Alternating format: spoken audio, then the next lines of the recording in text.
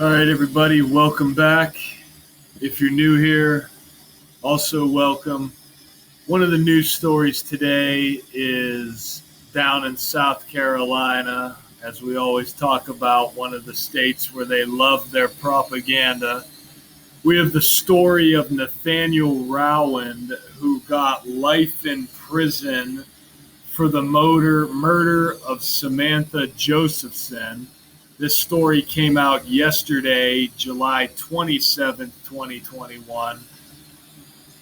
And I want to show you what's so suspicious about this news story. If you're new here, we talk about the language of gematria, which comes from Kabbalah, which has the belief that God created the world with letters, numbers, and words. It's an alphanumeric system that assigns a numerical value to any word, letter, or phrase. So, Nathaniel Rowland, life in prison for the murder of Samantha Josephson. Now, in the language of gematria, I want you to see how their names have perfect overlap in the reduction reverse ciphers. They're both 261 and they're both 90. And this is the alphabetic order backwards. Z is 1, Y is 2, X is 3, back to A is 26. This cipher is the alphabetic order with the rules of numerology, which is the same thing, except you break every letter down to a single digit. Now, we're going to read this story. This is part of the story. This is a screenshot from CNN. And you tell me what sounds suspicious about this.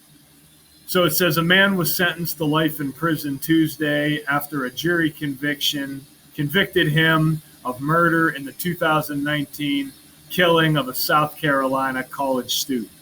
Nathaniel Rowland, 27, was also found guilty of kidnapping and possession of a weapon during a violent crime in the killing of Samantha Josephson, a University of South Carolina student. The 21-year-old USC student, that means University of South Carolina, not Southern California, so the 21-year-old student had mistakenly gotten into a car Rowland was driving in Columbia, South Carolina. That's where South Carolina University is. Thinking it was a Uber ride she had requested on March 29th, 2019, authorities said her body was found with multiple sharp force injuries 14 hours later in a field 90 miles away. And we know why they put 90 in this story. Every number they put in the story, there's a reason behind it. Remember, Jesuit sums to 21. The Jesuits, no doubt responsible for the death of this woman, if this is even really a real person. It says, while Rowland was arrested the following day after police spotted him in a car that matched the description seen in the surveillance video, which I guess they don't want to release to the public. I wonder why. But anyway, her body was discovered 27 miles away, and the man, this is a typo, the killer was 27 years old, and this news breaks on the 27th of the month. And does that story really make any sense to you, right? A female college student requests a Uber ride, gets into the wrong vehicle, then gets kidnapped and murdered in a field 90 miles away. You know, everything that comes out of the media, it's like, what? That story doesn't really make any sense now, does it? Now, what's interesting is their names have the 261 and 90 overlap in both reverse ciphers. When you add up 261 and 90, it's 351.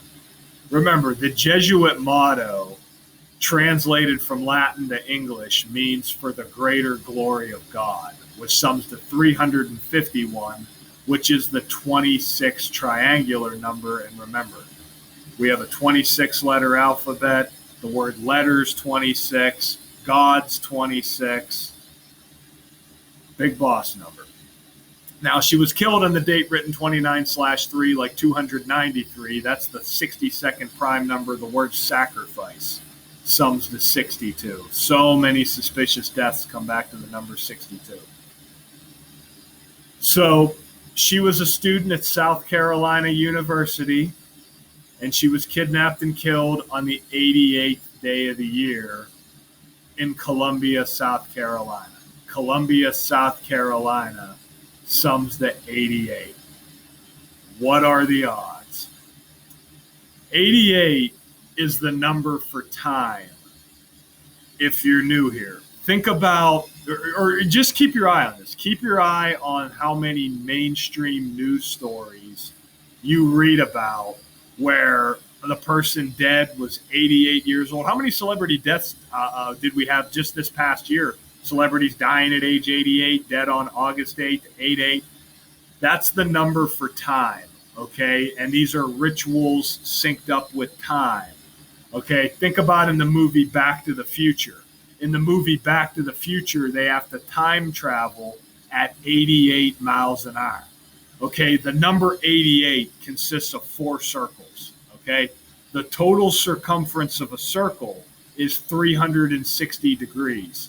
When you multiply 360 by 4, it equals 1,440. There's 1,440 minutes in a day. Okay? So you see why they had to time travel at 88 miles an hour in the movie Back to the Future. And don't forget, the 88th day of the year is March 29th, as we just talked about, the day leaving 277 days left in the year, like how this news story broke July 27th, the date written 27/7, like 277. 277 is the 59th prime. Remember, Back to the Future sums to 59 in the most pure cipher, 85 when you run the alphabetic order backwards with the rules of numerology. The movie came out in 85. There's a whole lot more. Everything about Back to the Future is by the numbers. But anyway, notice South Carolina. Their nickname is the Gamecocks, right? The South Carolina University Gamecocks. Notice how their name sums to 127. The 88th minute of the day is 1:27 a.m. Think about that. And in light of a black man killing this white woman, 277 being the 59th prime number, that's a number that's stamped negatively on black history. Remember, Negro, slave, blues, Rasta, they all sum to 59.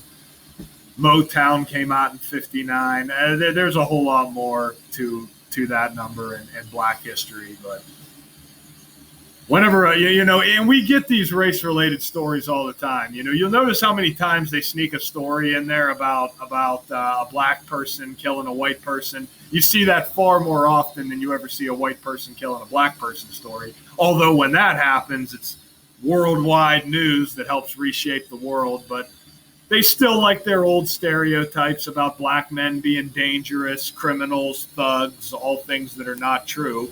But that's, this story helps with that programming, that so many brain dead people believe. But don't forget the article by CNN that was run a couple years ago called thispersondoesnotexist.com, talking about how easy it is to create fake images. Every time you refresh this page, it'll give you another computer-generated image.